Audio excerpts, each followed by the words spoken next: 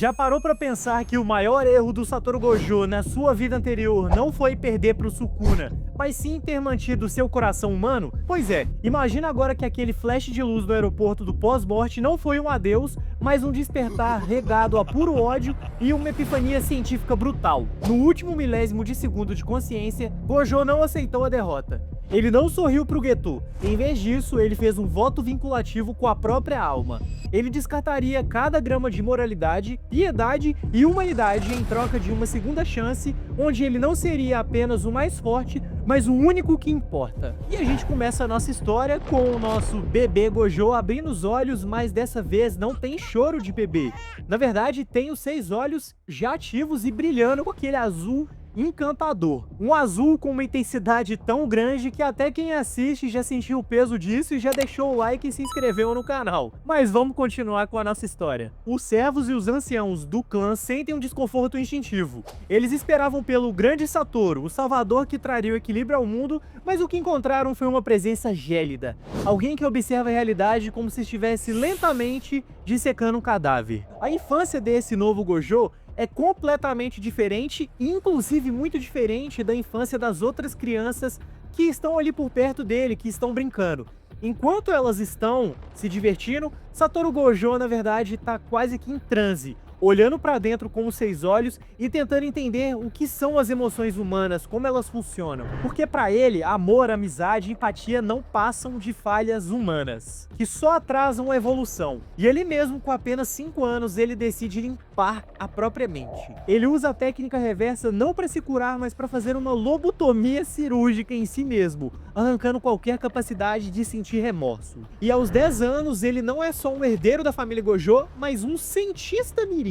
Ele fica operando às sombras do próprio clã e todas as noites ele sai escondido pro seu laboratório. Então ele começa a sequestrar secretamente membros de ramos secundários da família de feiticeiros. Imagina a cena, um jovem feiticeiro acorda amarrado a uma mesa incapaz de se mover porque o espaço ao seu redor está comprimido pelo infinito. O Gojo não quer matar ele por prazer, ele quer conhecimento. Ele usa a própria técnica do infinito como se fosse um bisturi atômico para abrir os cérebros das suas cobaias e entender como as técnicas inatas funcionam dentro do ser humano. E não só isso, ele quer entender a arquitetura da energia amaldiçoada, como que ela funciona dentro dos seres humanos e fazer o impensável. Como que ele consegue extrair as técnicas de outras pessoas. Por que se limitar ao infinito, ele pensa? Se posso ter a manipulação de sangue dos Kamo e a fala amaldiçoada dos Inumaki correndo nas minhas veias.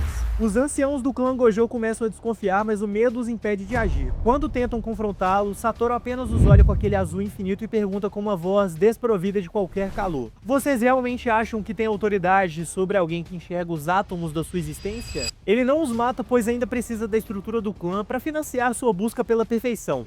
Ele começa a pregar para os membros mais jovens, criando um culto do infinito. Assim ele começa a convencer os mais jovens de que os não feiticeiros na verdade são puro gado que devem ser usados para alimentar os verdadeiramente fortes. Assim, o feiticeiro mais forte de Jujutsu não veio para salvar ninguém, muito pelo contrário, ele veio para reescrever todas as regras do jogo e transformar o próprio mundo no seu laboratório pessoal. E à medida que o Satoru Gojo entra na adolescência, sua fachada de prodígio do clã Gojo torna-se uma máscara cada vez mais fina para o monstro que habita no seu interior.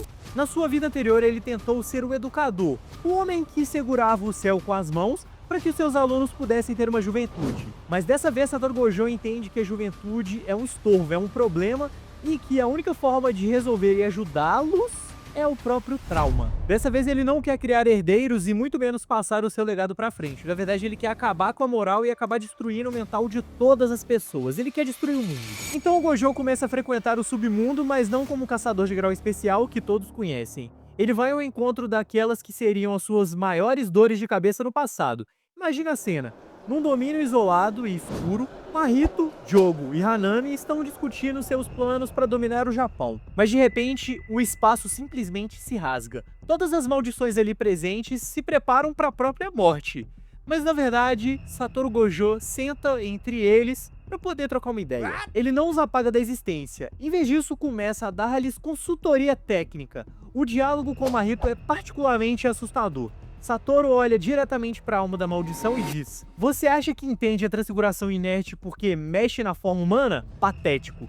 Deixe-me mostrar a geometria atômica do espírito. Ele ensina o Mahito como distorcer a própria realidade, não só o corpo humano, mas a genética e as memórias da pessoa. Ele explica pro Diogo que o fogo dele é muito fraco, porque ele tenta imitar a destruição humana e que na verdade ele consegue fazer muito mais que isso, sendo que ele deveria personificar o próprio sol e usar o oxigênio para poder destruir tudo e produzir o próprio fogo. Assim ele conseguiria usar o oxigênio de uma cidade e destruí-la em segundos.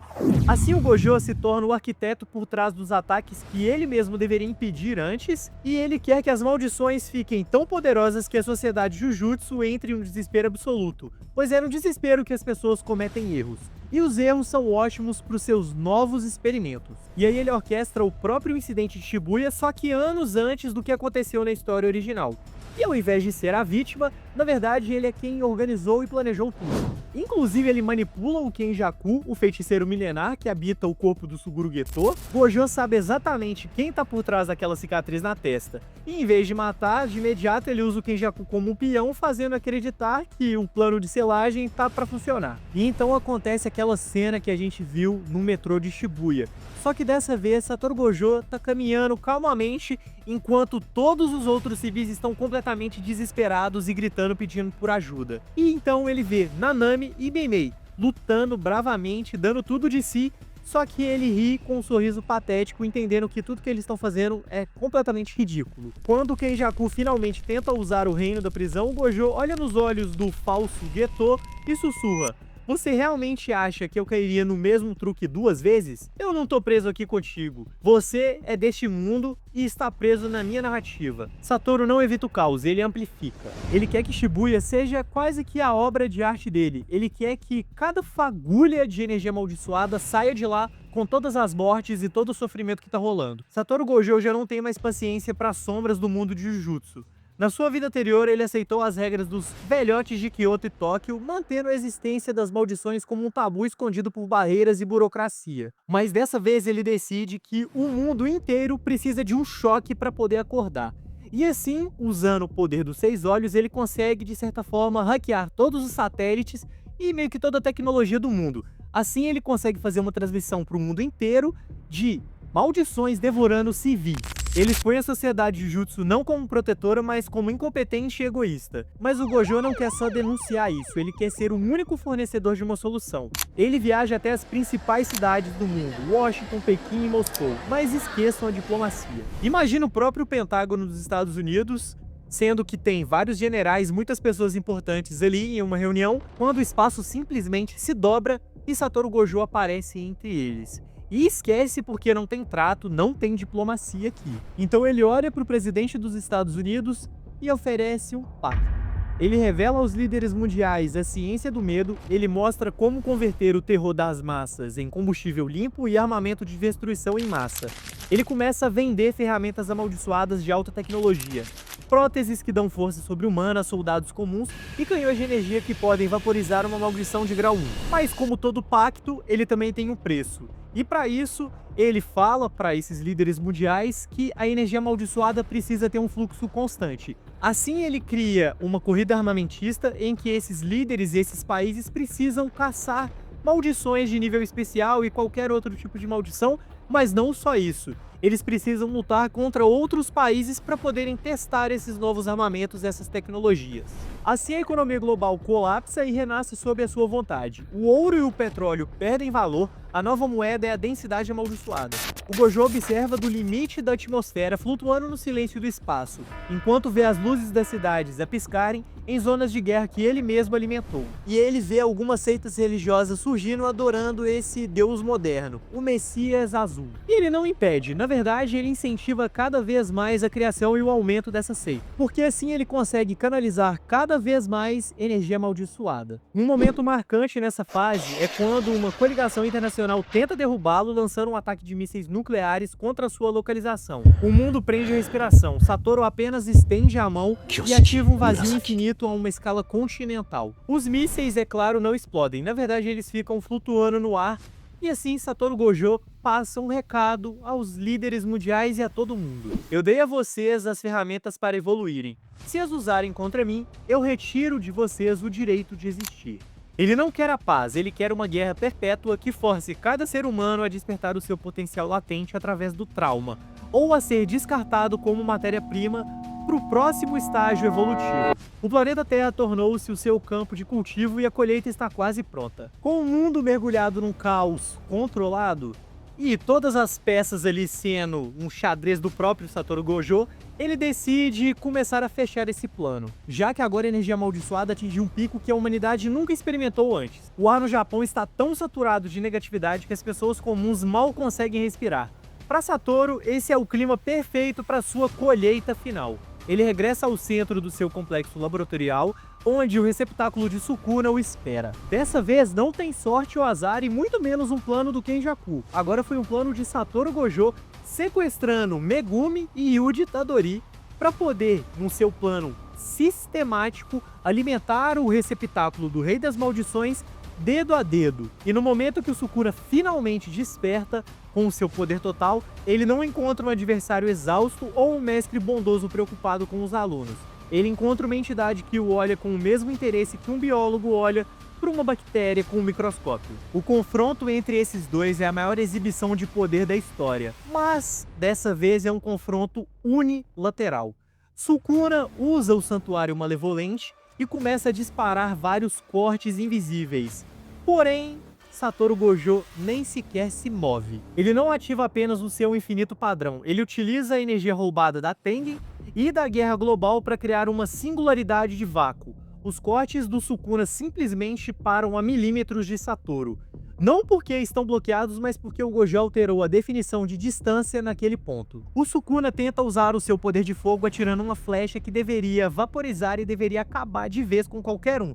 Mas dessa vez, Satoru Gojo apenas levanta um dedo, sussurra e todo mundo ouve o que ele diz. Ele executa a aniquilação de vetores. A flecha não explode, ela simplesmente deixa de existir, como se o conceito de calor tivesse sido apagado da realidade. O Rei das Maldições, pela primeira vez em 1000 anos, sente o que é terror absoluto. Ele percebe que o homem à sua frente não está lutando para realizar um procedimento. Você é apenas um resíduo de uma era inferior, Sukuna, diz Satoru Gojo, enquanto caminha pelo domínio do Rei das Maldições como se fosse um jardim. O seu erro foi achar que o poder se baseia em cortar e queimar. O verdadeiro poder baseia-se em definir o que é real. E com uma precisão cirúrgica, Satoru Gojo não mata o Sukuna, na verdade ele extrai a própria alma do Rei das Maldições e junto com a barreira da Tengen, ele incorpora tudo em si mesmo. O Gojo olha para suas mãos e percebe que a sua forma física está começando a se dissipar, tornando-se luz azul pura. Ele já não precisa de um cérebro ou de pulmões. Ele se fundiu com o céu artificial. O mundo inteiro assiste o momento em que o seu Deus se acende, tornando-se uma singularidade viva que tudo vê e tudo controla. O destino da humanidade foi selado. O rei caiu e no seu lugar surgiu algo muito mais eterno e implacável. O mundo tal como conhecemos hoje deixou de existir. Não existe mais brigas políticas, não existe mais os caos da cidade, não existe nem mais o choro humano. Sob o domínio de Satoru Gojo, a Terra passou a se tornar um com ele mesmo, como uma única entidade. Através da rede neural que ele estabeleceu, ligando cada cérebro humano ao seu céu artificial, a individualidade foi erradicada em nome da eficiência. As pessoas ainda caminham, ainda trabalham e ainda respiram, mas os seus desejos e impulsos foram otimizados pelo infinito. Se um vestígio de ódio ou tristeza aparece em qualquer ser humano, esse sistema de Satoru Gojo detecta na hora e elimina de vez essa emoção. Ou seja, por mais que sofrimento tenha ido embora, a liberdade foi enterrada junto com ele. Satoru sequer possui um trono físico. Ele não precisa de palácios. A sua consciência está espalhada pela atmosfera, se manifestando como uma aurora boreal azulada que envolve o planeta 24 horas por dia. Ele alcançou o objetivo final do seu voto vinculativo. Ele é o feiticeiro mais forte, de uma realidade onde já não existem outros feiticeiros, apenas extensões da sua própria vontade. No entanto, essa onipotência também traz coisas que Satoru Gojo não pensava que teria, porque agora ele é a criatura mais solitária de todo o mundo. Ao descartar a humanidade de si mesmo e ao salvar o mundo do próprio mundo, ele não tem ninguém para poder conversar, não tem ninguém nem para desafiá-lo mais. Não existe sequer alguém que não seja um reflexo do próprio Satoru Gojo. E no momento de introspecção divina, Satoru mergulha nos arquivos de almas, que ele mantém guardados no vácuo do seu domínio. Ele observa os registros do que um dia foram seus alunos. Ele vê o rastro de Yuji Itadori, Megumi Fushiguro e Nobara Kugisaki. Na sua mente ele projeta uma simulação, o calor de um dia de verão em Tóquio, o cheiro de comida da rua, o som de uma discussão boba entre os três enquanto caminhavam para uma missão. Por um milissegundo, o azul dos seus olhos vacila. Ele tenta sentir o calor daquela memória, mas a situação é fria, desprovida de alma. Ele percebe que para criar um mundo perfeito, ele teve de assassinar tudo que o tornava um mundo digno de ser vivido. A última cena desse épico Satoru Gojo é ele flutuando pelo céu, olhando a Terra com aquele azul infinito. Mas ao lado ele olha o cosmos, num vazio muito mais infinito. Ele percebeu que o seu trabalho no nosso mundo teve um fim, mas ele percebeu também que nesse vazio do cosmos existe muito mais erros para serem consertados. O silêncio é a única forma de perfeição, murmura ele, embora sua voz já não precise de ar para se propagar. O infinito começa a se esticar para além da órbita terrestre, rumo às estrelas, encerrando a história da humanidade para dar lugar à era da singularidade Satoru. O vilão não apenas venceu, ele tornou a própria ideia de bem e mal obsoleta, transformando a existência numa nota única e imutável de perfeição estática. Mas enquanto Gojo se torna o deus de um cemitério perfeito e parte para o laboratório infinito do seu universo, uma pergunta ecoa no vácuo. E se o equilíbrio pudesse ser restaurado por alguém que também conhece o futuro? Se Gojo usou suas memórias para condenar o mundo, existe um garoto que pode usar as dele para salvá-lo. Em outra linha do tempo, Yuji Itadori também despertou com todas as suas lembranças do passado, mas o seu objetivo é exatamente o oposto: impedir que cada um de seus amigos sofra um destino cruel. E se você quer saber como que é essa batalha pelo futuro de Jujutsu, clica no link do vídeo que está aparecendo na sua tela. E se você chegou até aqui, muito obrigado, já deixa o like e a inscrição para fortalecer esse canal, e eu te vejo no próximo vídeo, até lá!